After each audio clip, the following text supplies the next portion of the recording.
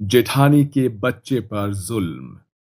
शिवांगी बिस्तर पर लेटी हुई दर्द से करा रही होती है। वहीं दूसरी तरफ अपनी देवरानी का हाथ पकड़ती है और उससे कहती है, देखो करिश्मा, मुझे लगता है कि मेरे पास ज्यादा वक्त नहीं है और मैं भगवान के पास जा रही हूँ। जैसे तुम्हारी बेटी करुणा है, वैसे ही मेरा बेटा रंजीत है। वो भी बहुत छोटा है। अगर मुझे कुछ हो जाता है तो मेरे बाद उसकी माँ तुम ही हो। दीदी, आप ऐसी बातें क्यों कर रही हो? आपको कुछ नहीं होगा और आप कहीं नहीं जा रही हो। आप हमेशा हमारे साथ रहोगी। तभी रंजीत रोने लगता है और अपनी माँ से कहता है, आपको क्या हो रहा है माँ? माँ, सब कुछ ठीक हो जाएगा। चिंता मत करो, हौसला रखो माँ। शिवांगी रंजीत का हाथ पकड़कर अपनी देवरानी करिश्मा के हाथ में रख देती है और कहती है, बहन, आज से मेरा बेटा रंजीत मेरा नहीं बल्कि तुम्हारा है। मेरे बेटे का हमेशा ख्याल रखना। अरे बहू, चिंता मत कर, हम रंजीत का ख्याल अच्छे से रखेंगे, लेकिन तुझे कुछ नहीं होगा। अपनी सास की बातें सुनते ही वो दम तोड़ देती है और भगवान को प्यारी हो जाती है। जिसके बाद करिश्मा अपने पति चिराग के साथ मिलकर बेचारी शिवांगी का अंतिम संस्कार कर देती है। अंतिम संस्कार के अगले दिन ही रंजीत अपनी चाची करिश्मा के पास आता है और कहता है, चाची जी, मुझे बहुत जोरों से भूख लगी है, कुछ खाने को दे दो। हाँ हाँ, यहाँ तो खाने की खदान लगी है ना, जो तुम्हें खाने के लिए दे दो। काम तो कुछ करता है नहीं, दिन भर यहाँ से वहाँ घूमता रहता है। जल्दी से घर की साफ सफाई कर, इसके बाद खाने को मिलेगा।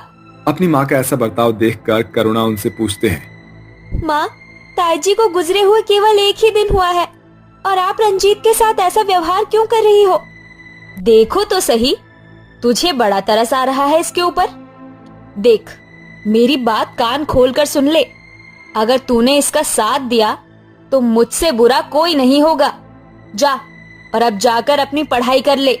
करिश्मा के इतना कहते ही बेचारी करुणा रोते हुए अपने कमरे में चली जाती है और अपनी पढ़ाई करने लगती है। तभी दूसरी तरफ बेचारा रंजीत घर के सारे काम करता है, जिसके चलते वो बहुत ज्यादा थक जाता है और भूख की वजह से उसके पेट में दर्द होने लगता है। चाची जी, मैंने घर के सारे काम कर लिए। अब मुझे बहुत जोरों से भूख लगी है, कुछ खाने को दे दो। रंजीत के कहने के बाद भी करिश्मा उसे एक प्याज के साथ 2 सूखी रोटी पकड़ा देती है, जिसे देखकर रंजीत कहता है, चाची जी, ये सूखी रोटी मैं कैसे खाऊंगा? क्या मुझे एक गिलास दूध मिल सकता है इन रोटियों को खाने के लिए? इतना कहते ही करिश्मा उसके कान पकड़कर मोड़ने लगती है। क्या कहा? दूध चाहिए तुझे? अरे भगवान का शुक्र मना कि तुझे ये 2 रोटी इस घर में मिल रही है, नहीं तो तू इस 2 रोटी के लायक भी नहीं है। जाओ और जाकर चुपचाप खा ले। तेरे बाप ने इस घर में दूध की खाता नहीं खोल रखी है तेरे लिए। ये सब सुनकर रंजीत रोने लगता है और अपनी माँ को याद करता है। बेचारा अपने कमरे में बैठकर सूखी रोटी खाने लगता है। माँ, आप कहाँ चली गई? माँ, मुझे आपकी बहुत याद आ रही है। वापस लौट आओ माँ, वापस लौट आओ। ऐसे ही दिन प्रतिदिन करिश्मा बेचारे रंजीत के ऊपर बहुत ज्यादा अत्याचार करने लगती है। वो राशन, घर का पानी, घर के सारे काम और नदी पर से पानी भी बेचारे रंजीत से ही मंगवाती थी। एक तरफ तो वो अपनी बेटी करुणा से बहुत प्यार करती थी, दूसरी तरफ रंजीत के साथ बहुत दुर्व्यवहार करती थी। एक दिन रंजीत नदी से पानी ला रहा होता है, लेकिन रास्ते में ही सारा पानी गिर जाता है। अरे ये क्या, सारा पानी तो गिर गया। अब चाची भी मुझे नहीं छोड़ेंगी। रंजीत जब खाली बर्तन लेकर घर पहुंचता है तो उसकी चाची उससे पूछती है, अरे ये क्या, सारे बर्तन खाली क्यों हैं?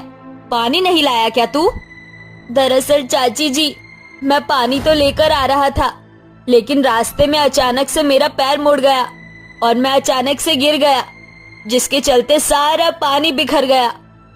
नमक हराम, मैं सब जानती हूँ तू कितना हरामखोर है और कमजोरी तो तेरे खून में बहती है। तेरी माँ भी बीमारी का बहाना लेकर बिस्तर में पड़ी रहती थी ताकि उसे कोई काम न करना पड़े, और अब तू भी अपनी माँ के पैरों पर चल रहा है। आज मैं तुझे सबक सिखाकर ही रहूंगी। इतना कहकर करिश्मा उसे एक पेड़ से बांध देती है, जिसके बाद बेचारा रंजीत धूप में खड़ा खड़ा तड़पने लगता है। आज अगर मेरी माँ जिंदा होती तो मेरे साथ ऐसा सलूक कभी नहीं होता। माँ, मुझे आपकी बहुत याद आ रही है। रंजीत ऐसा कहकर अपनी माँ को याद करने लगता है। तभी वहाँ करुणा खाना लेकर आती है और रंजीत को अपने हाथों से खाना खिलाने लगती है। भैया जल्दी जल्दी खाना खा लो, माँ ने मुझे देख लिया तो तुम्हारी तरह मुझे भी यहाँ बांध देगी। करुणा उसे खाना खिला ही रही होती है कि तभी करिश्मा ये देख लेती है और गुस्से से आग बबूला हो जाती है। अच्छा, तो तेरी ये हिम्मत कि तूने मेरी बेटी को भी अपनी बातों में फंसा लिया। तेरी माँ भी ऐसी थी और तू भी ऐसा ही है। अब तू मुझसे नहीं बचेगा। जा करुणा, अपने कमरे में चली जा। आज उसकी खाल न उधेड़ दी तो मेरा नाम भी करिश्मा देवी नहीं। करिश्मा ऐसा कहकर पास में पड़ी हुई एक छड़ी उठाती है और उस छड़ी से बेचारे रंजीत को मारना शुरू कर देती है। रंजीत पिटाई खाने की वजह से जोर जोर से चिल्लाने लगता है। मत मारो मुझे, बहुत जोरों से दर्द हो रहा है चाची जी, मुझे छोड़ दो। आखिर मैंने ऐसा क्या कर दिया जो आप मुझे इस तरह मार रही हो? मत मारो चाची जी, मुझे मत मारो। अरे बहू छोड़ दे, बेचारे पर कितने अत्याचार करेगी। आप बीच में मत बोलो माँ जी, इसको इसकी गलती की सजा जरूर मिलेगी। रंजीत के आंसू बेरहम करिश्मा के ऊपर जरा भी असर नहीं करते, जिसके चलते रंजीत पिट पिट कर वहीं बेहोश हो जाता है। तभी वहाँ शिवांगी की आत्मा प्रकट होती है और अपने बेटे की यह हालत देखकर हैरान रह जाती है। ये क्या, मेरे मरने के बाद इस औरत ने मेरे बेटे के ऊपर इतना बुरा सलूक किया। अब मैं इसे नहीं छोड़ूंगी, मैं इसे इसका सबक जरूर सिखाऊंगी। शिवांगी की आत्मा किसी को भी दिखाई नहीं देती। शिवांगी करिश्मा के हाथ से छड़ी छीन लेती है और उसी छड़ी से करिश्मा को मारना शुरू कर देती है। अरे ये क्या, ये छड़ी आसमान में कैसे उड़ रही है? अरे मुझे बहुत जोरों से दर्द हो रहा है। कौन है जो मुझे मार रहा है? रुक जाओ, कौन मुझे मार रहा है? खूब पिटाई करने के बाद शिवांगी की आत्मा करिश्मा के सामने प्रकट होती है। सफेद साड़ी में अपनी जेठानी को देखकर करिश्मा दंग रह जाती है। अरे जेठानी जी, तुम यहाँ? तुम तो मर चुकी थी।